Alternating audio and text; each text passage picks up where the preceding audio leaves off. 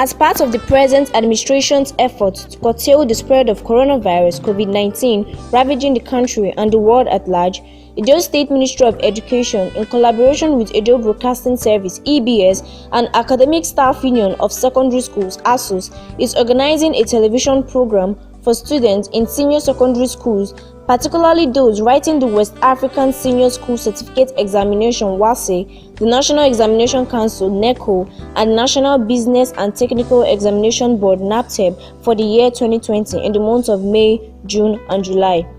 The program will be held on EBS television channel every day from 12 noon to 1 p.m. beginning from Monday, April 6, 2020.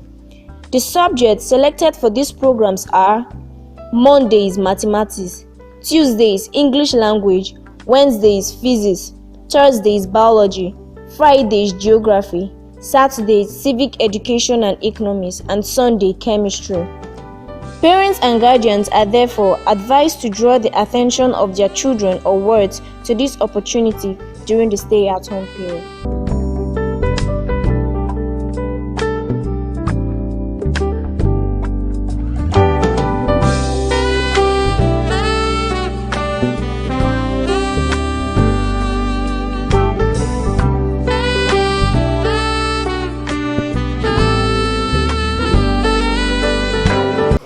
Good day, viewers. Welcome to this series of holiday lectures. We are trying to make sure that we feed you with the best so that you will not waste time before the next coming final exams. My name is Mr. Omeni Jumbo Joseph. I'll be taking you physics. And the topic of today is electromagnetic waves. I just want to revise the last topics you learned in the SS2, probably in SS1 Institute. The first thing you have to know that a wave is a means by which energy travels. If energy is in a place, like our light is produced in Kainji Dam, this light has to be what? Transmitted from Kainji Dam to Benin before you can do work. So this energy travels in form of waves. You see, in a wave, in most waves, you see that they need a material medium for transmission. That is, if you throw a pebble into a pond now, you will observe that the energy is transmitted in concentric circles, which spreads out from the center where the stone entered the pond to the edge of the pond. And these concentric circles are a show of the movement of the particles of the water in which the wave is traveling. Now look at it. If you have let us say you threw your stone here at this point, then you will observe that, let us say this is the surface of the water. The particles will vibrate and move up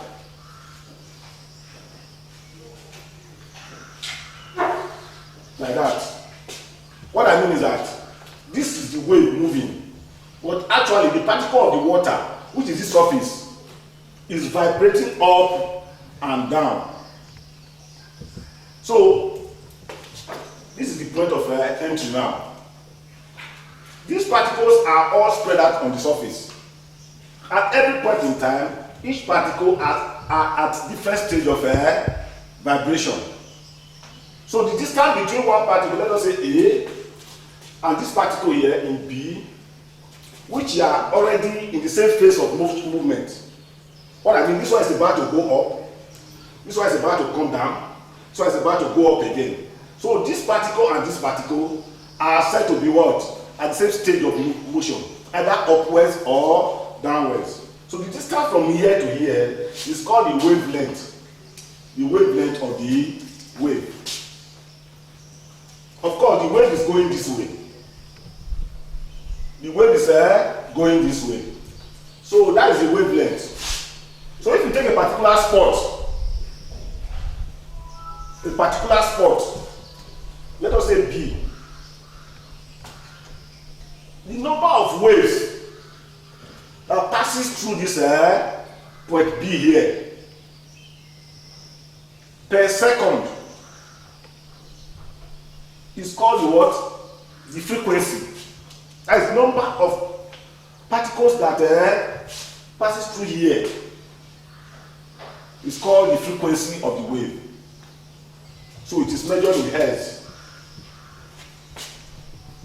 So you have the wavelength, you have the frequency F, and you remember the wave equation, which talks about the velocity of wave. This velocity of wave is V.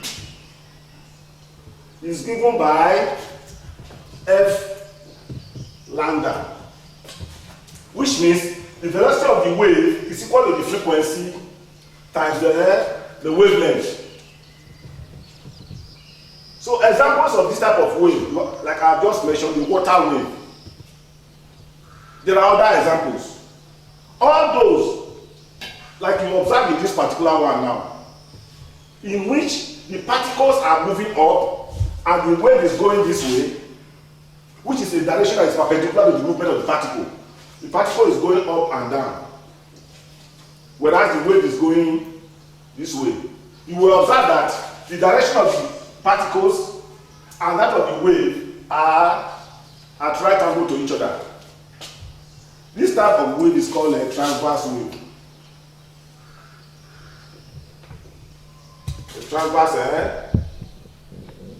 A transverse wave. So a transverse wave is a wave which moves in such a way that its direction is at right angle to the direction of the particle through which it moves, or the medium through which it moves. So these ones are called a transverse wave. You have another one, another type of wave, like you have a gong, a go-go, which is like this. Which is like this. When you pluck the gong or you hit it, it will strike the air close to it, such that you have a point of closeness or compression and a point of rarefaction, followed by a point of compression, and so on and so forth. Are you following me? So that type of wave, you see that the wave is going this way, and the particles are equally vibrating in the same direction. Are you following me? So it is also vibrating in this direction. So that type of wave is called a longitudinal wave. So we have transverse wave, and we have a longitudinal transverse wave and a longitudinal wave. So all these ones are the two types of wave we have. But there's a class that we have, which I call what? A mechanical wave. That's the class. This class of mechanical waves require material medium for the wave to move. They require what? Material medium for the wave to move. So that's why I say a mechanical wave is that mode of energy transfer in which a wave passes through a medium whose particles vibrate without the particles themselves moving from their mean position. You observe here that this one is going up and is coming down, going up and is coming down. That is the mean position. This is the mean position here. The same thing with other particles. Whereas the other one, of the other type of wave, which I want to teach today, is called the electromagnetic wave. In talking about the electromagnetic wave, we must take into mind that mechanical wave. This one you are seeing does not need any material medium For example, the light from the sun gets to us here through space. How did it get here? It got here, the energy from the sun got here through a wave. Another type of wave is called electromagnetic wave. Therefore, to talk about the electromagnetic wave, we must know the components. There are certain things that should come to play there. One, the electric field.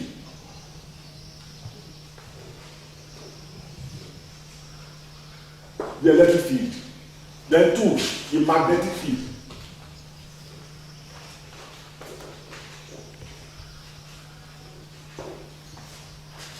The electric field and the magnetic field. What is an electric field? An electric charge is an intrinsic property of matter. That is, matter is anything that has weight and occupies what? Space. And there is a property it has. That property has to do, because matter can be broken down into smaller pieces. You have the atoms, then from the atom to molecules.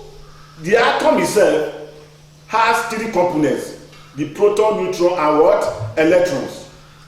So a property that is electric field is determined by the electrons set up in the atom. So if you remove one electron, not naturally, the atom is neutral. But if you remove one electron, you have a deficit of electrons and an excess of what? Protons. So not naturally, the protons and the electrons are supposed to be what? Equal. Because one is positively charged, the other one is negatively charged. When they are balanced, then the atom becomes what? Neutral. But by the time you remove one of them, the atom itself will now become what? Either positively charged, because it has lost electrons, or negatively charged because it has gained electrons. So that's why I say electric field and charge is an intrinsic property of matter. Now, electric field. Now, electric field. You see, this is a charge. Let us call it either positive charge or negative charge. If you bring another positive charge close to it, let us say a unit positive charge of 1 coulomb. If you put it here, this charge will act on it. It will not allow it to stay close to it. If you push it away, if it is a positive charge. If it's a negative charge, if it's a positive, it will push it away like this. If it's a negative charge, let us say minus, it will move towards it.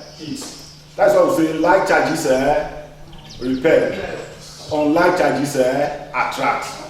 Are you following me? These charges act within an electric field.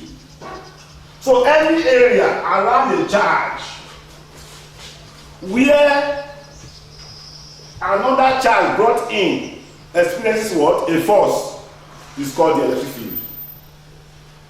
So the electric field is an area around an electric charge where a charge will experience what? A force.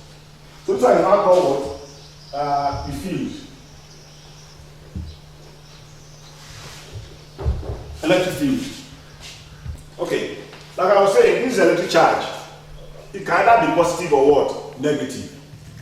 So if a unit charge or any other charge comes within this vicinity, they are either attracted or repelled because of what? Their nature of charge.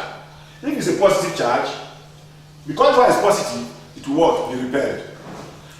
If this one is a negative charge, because it's a negative, it will be attracted.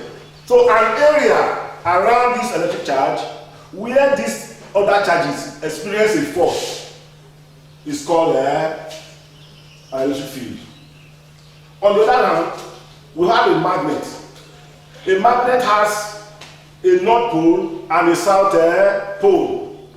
Because if you tie it up, it will move around. The north will face the northern hemisphere, while the south will face the southern hemisphere. So on that ground, this north and south can only attract magnetic materials. You can't bring wood close to a magnet to be attracted. No. Only magnet, that is iron materials. Understand? Now, that attraction can only take place close in an area or close to the magnet itself. And the area around the magnet where the attraction takes place is called the magnetic field. Are we together? Now, having got that, when this magnetic field, electric field, and magnetic field move, they vibrate in space and come to each other. Then they create a wave. This wave is called electromagnetic wave. So, an electromagnetic wave is a wave which is caused by the interaction of a vibrating electric field and a vibrating magnetic field. That is a new wave. It does not need any material medium for transmission. All that is needed is just what? Electric field and a magnetic field in motion. Now, these electromagnetic waves are of many kinds, but they have some characteristics as follows. One, they are transverse waves. They are transverse waves. Why do we call them transverse waves? Let me draw it. If you have an electric field moving in this way, and a magnetic field moving in this way, are you following me? And then this one is moving this way. This is the SYZ axis. Let us see, this is my electric field E. This is magnetic field B. And the wave they create after interaction, let us call it the electromagnetic wave, let us call it V. So, as they move like that, you will see that if the electric field is moving like this, let us just, and the magnetic field is moving like this. Sorry.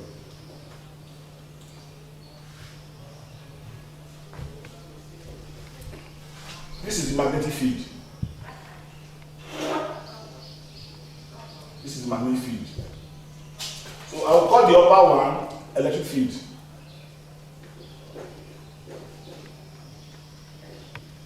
E. I'll call the lower one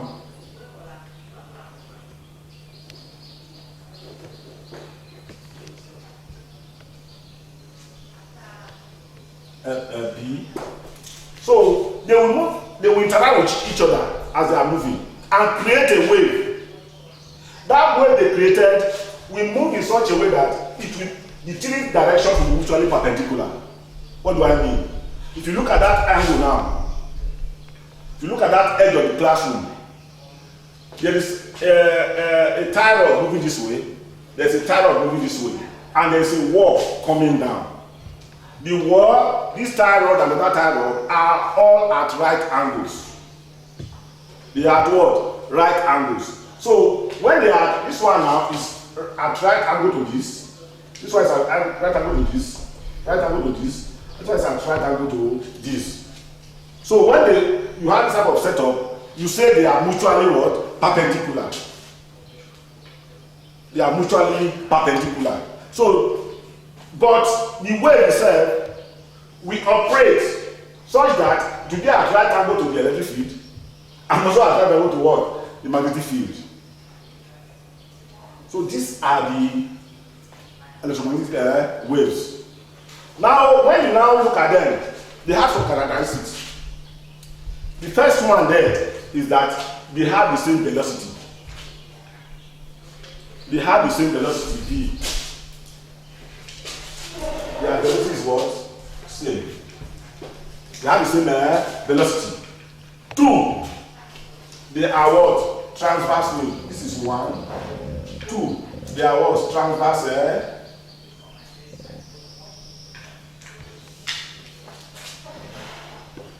3. They can be reflected, refracted, diffracted, and polarized. Are you following me?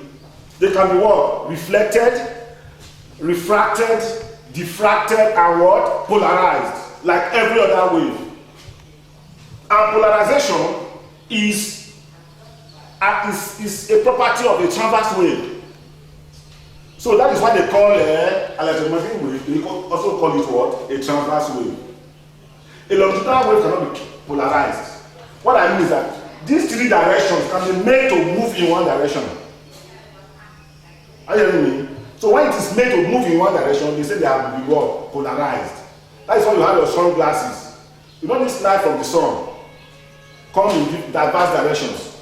But your Polaroid glass will bring all of them into focus. So you can only see the one that will help your eye and not see the bad one. So that is the Polaroid eyeglasses. I don't know where I see available now. So after leaving there, so they are transverse wave. That's number 2. Number 3, I said they can what? Like other transverse waves, they can be reflected, refracted, diffracted, and what? Polarized. Let me write them out. They are what? So they can be polarized, they can be diffracted, they can be refracted, and they can also be what? Reflected. That is why they call them transverse wave. Now, brings us to another section. Velocity. They have the same velocity. They are transverse wave. So that's their speed. They do not. That is third one is that they do not need a material medium for transmission. E.g., the sun rays from the sun pass through space, which is an empty space. So they do not need material medium for transmission. So when these electromagnetic waves can be arranged in order of their wavelength and their frequency. They can be arranged in order of their wavelength and their frequency. So when you do that, you will now have what we call electromagnetic spectrum.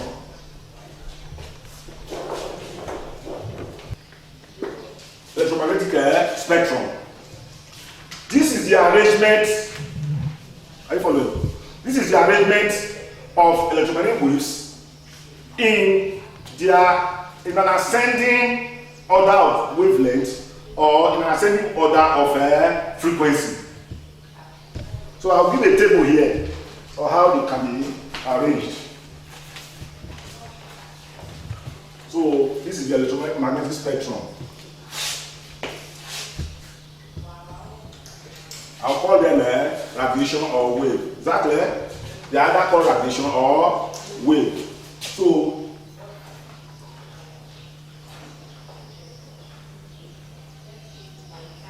they are either called radiation or wave. The first one is the cosmic wave or cosmic rays. Cosmic.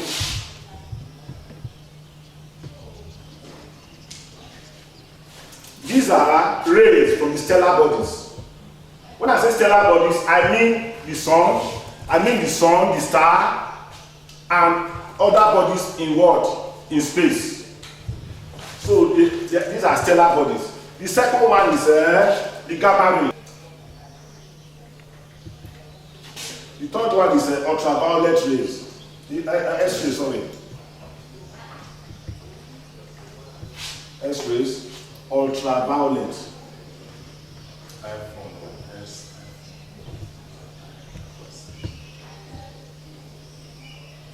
Ultraviolet X. This one, it doesn't matter. It stands on its own. So let's go. Another one is the visible light spectrum.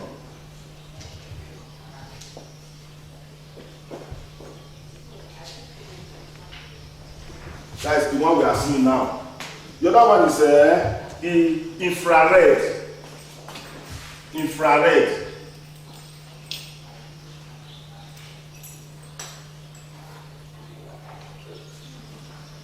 Infrared rays. The other one is the microwave, which people use in warming your food now. Microwave.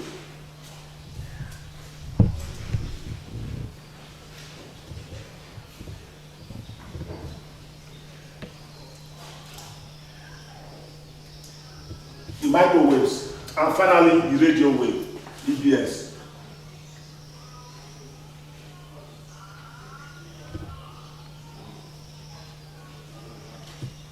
So of course, you see that the radio wave is the smallest.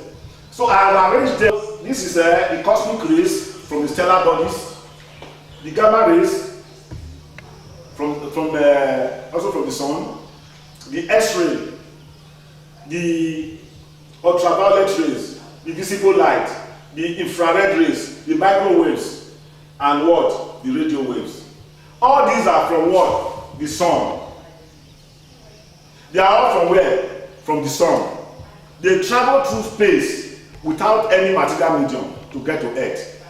Now, their penetrating power depends on their wavelength. The shorter their wavelength, the more they can penetrate. Are you hearing me? The shorter their what? Their wavelength, the more they can penetrate. So I'm going to put this one out in order of wavelength. Their wavelength. Or let me put it, wavelength.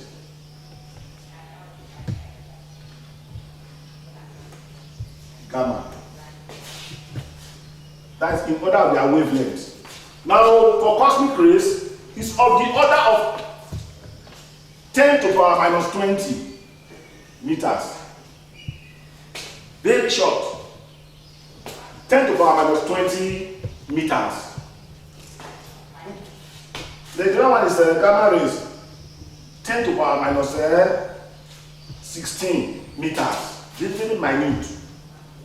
Like their wavelength is very, very minute. The other one is X-ray, about 10 to the power minus 12. Then 10 to the power minus 9. Visible light, 10 to the power minus 7.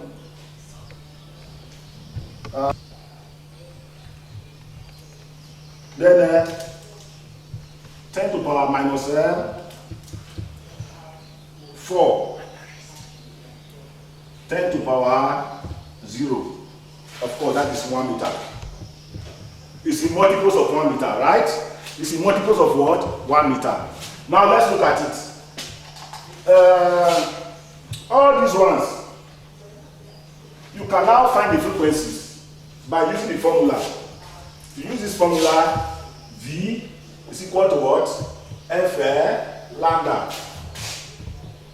From that formula, you can now get the frequencies.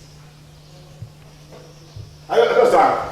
Because V now is equal to C, and C is equal to 3 times 10 to the power 8 meters per second. That's the speed of light.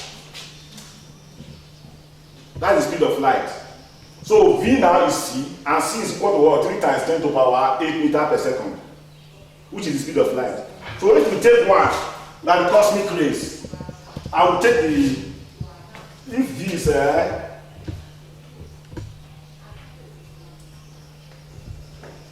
cosmic rays,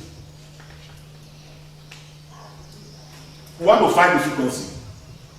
We take V as equal to what? 3 times 10 to the power 8 meters per second. Okay? Now, we know the wavelength now as what? 10 to the power minus 20 meters. So, and what do you have? Lambda. 10 to the power minus 20 meters. Now, F now, the frequency will be what? What will be the frequency now? Look at it. V is equal to what? F lambda. Now, F now will now be equal to F, what will probably become V over what? Over lambda. So V over lambda gives us what? The frequency. Where lambda is the what? The wavelength, and V is the what? The velocity of the wave. That gives us what now? 3 times 10 to the power 8 all over what? 10 to the power minus 20. Of course, when this one travels up, when you now move it up, the 20 will turn from minus 20 to what? Plus 20. So you now have It will now give us 3 times 10 to the power 8 times 10 to the power plus 20. That gives us what? 3 times 10 to the power 28. So I will just remove that 3. I'll just use that. So F in what? In hertz. I'll use the first one as anything times 10 to the power 28. Because I'm just giving you the range. I'm just giving you the what? The range. Are you following me? It could be what? It could be 2 times 10 to the power 20. But let us just put that there's a factor here to multiply that power of 10. Now the next one will be times 10 to the power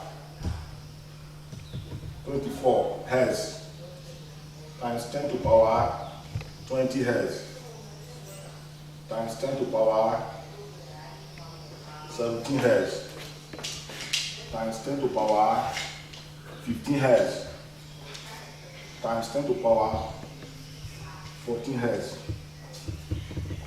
times 10 to the power 12 times 10 to the power 8 hertz. Those are the frequencies of the electromagnetic spectrum. So they go down like that. Now, looking at the above spectrum, of course, you know that I told you the other that the smaller the wavelength, the more dangerous these things can be. The more dangerous the wave can be. So God, nature in His infinite mercy, has helped us on earth, because if all these rays should pour on us, then we will be vaporized, or there will be what? Genetic mutation. You see people giving birth to people with horns because of what? These rays. So to save the mankind, God created an ozone layer around the earth to filter out the harmful one. So from the visible light spectrum upward, God filtered them away. Only these ones can get to us from here downward. Understand? So you have the ozone layer filtering away cosmic rays, gamma rays, X-ray, ultraviolet rays, up to that point. Then from here they cannot get to us because they are not harmful to us. So that's why I was just laughing at that professor that day, who said the signals of the service providers could cause harm to people. This is the radio wave. They transmit in what? In radio waves. They can never get turned to be harmful to us, because the ordinary light we are seeing cannot harm us. What of this last one with a very long wavelength? So it has no penetrating power. So radio wave have no penetrating power. It is from this radio wave you have the FM ray stations. You have the AM, which is amplitude modulation, frequency modulation. You have the short wave, and you have the telephone suppliers. So all those ones encompass the what? The radio wave. They form the radio wave. So they are not harmful to man, because God has used his ozone layer to filter away the harmful one. So it is very necessary, very important for people to respect those who say that they should not destroy the ozone layer. Who say that they should not destroy the ozone layer. Because if you destroy the ozone layer, all these harmful rays will now get to us on Earth. So that is that. Now the use of electromagnetic waves. The uses. Many of us have gone to hospital with a broken bone. So X-ray, gamma rays and this can penetrate the flesh. So they can take a photograph of your inner structure. So in that case, we use X-ray to take photograph of our inner structure. Use X-ray to take photograph of our inner structure. So 1. To take photograph of our internal structure. The gamma rays are used for treatment of cancer. They can burn away the cancer. They can burn away the cancer or tumor inside the body because of their short wavelength. So 2. These are used to take a photograph of our internal structure. Now, gamma rays are used to treat cancers and tumor. Now, X-ray are used to detect hidden weapons in our airports. They are also used to detect flaws in heavy industry. What does that mean? It means like when they produce aeroplane, big one, it will be very bad if there's a crack in the structure, in the fuselage. So they have to use X-ray to see that there is no crack in the system. So it's X-ray that can only detect that. Now they are used to study crystal structure. They are used to study crystal structure. So they are also used to sterilize medical equipment. Like the gamma rays are used to sterilize medical equipment, like bandage, syringes, and other things. So they are also used for rid of cancer and tumor and many other things. So it's not exhaustive. You can go and find out more of the uses of electromagnetic waves. Now, I have some questions here. Few examples. The first one is, if EPS radio is allocated a frequency of 95.7 megahertz, at what wavelength is it transmitting its signals? Solution.